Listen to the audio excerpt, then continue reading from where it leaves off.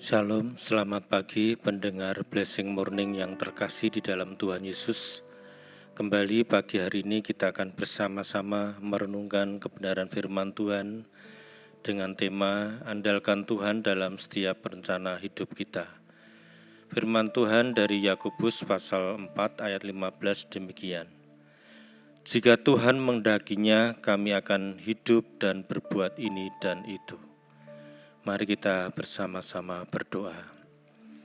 Bapa di surga, kami bersyukur pagi hari ini kami boleh bersama-sama mendengar kebenaran firman Tuhan. Kiranya firman Tuhan pagi hari ini boleh memberikan kekuatan kepada kami, khususnya dalam setiap rencana kehidupan kami, kiranya kami senantiasa mengandalkan Tuhan. Berikan kami hikmat pagi hari ini ya Tuhan, sehingga firman Tuhan boleh berbicara, kami pahami, kami lakukan dalam kehidupan kami. Dalam nama Tuhan Yesus. Bapak Ibu Saudara yang terkasih di dalam Tuhan, perencanaan adalah hal penting dalam menjalani sebuah kehidupan. Dengan perencanaan yang baik dan matang, langkah hidup seseorang akan semakin teratur dan makin terarah kepada suatu sasaran yang hendak dituju. Hidup yang terencana adalah bukti bahwa seseorang sangat menghargai waktu dan semua potensi yang Tuhan berikan. Namun sebuah perencanaan jika tidak disertai tekad dan usaha untuk mewujudkannya, terlebih jika tidak melibatkan Tuhan, maka perencanaan tidak akan lebih dari sekedar moto dan angan-angan belaka. Karena orang yang berhasil adalah yang hidupnya terencana dengan baik dan punya kemauan keras untuk mewujudkannya, serta tentunya mengandalkan Tuhan di dalam setiap perencanaannya. Bapak Ibu Saudara, sebuah perencanaan hidup akan semakin sempurna apabila Tuhan terlibat di dalamnya. Yakobus mengingatkan agar jangan pernah kita melupakan Tuhan dalam setiap perencanaan hidup. Di zaman yang serba modern ini, kebanyakan orang tidak lagi melibatkan Tuhan dalam setiap perencanaan hidup, karena merasa diri mampu menentukan langkah hidupnya dengan pengalaman, kepintaran, kekuatan, kecanggihan teknologi, uang, atau kekayaan yang dimiliki. Mereka mengira bahwa semua yang direncanakan pasti akan berhasil. Namun kenyataannya tidak seperti itu. Amsal 16 ayat 2 mengatakan, segala jalan orang adalah bersih menurut pandangannya sendiri, tetapi Tuhanlah yang menguji hati.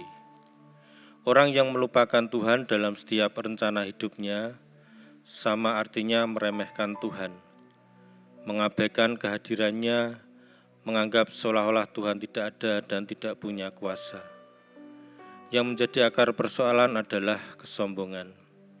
Orang yang sombong dan angkuh meyakini bahwa ia mampu mengatasi semua persoalan hidupnya dengan kekuatan yang dimiliki.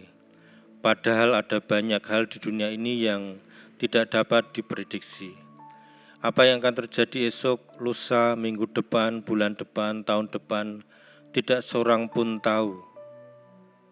Seperti yang tertulis dalam Amsal 27 ayat 1, janganlah memuji diri karena hari, esok hari, karena engkau tidak tahu apa yang akan terjadi hari itu. Bapak Ibu Saudara yang terkasih di dalam Tuhan, kehidupan ini tidak selurus dan semulus yang kita bayangkan. Terkadang ada kejutan-kejutan yang tidak pernah kita harapkan, sementara kita hanya bisa menduga-duga dan mengira. Oleh sebab itu, mari kita merencanakan kehidupan kita dengan melibatkan Tuhan. Karena Tuhan tahu yang terbaik bagi kita, tahu apa yang terjadi ke depan.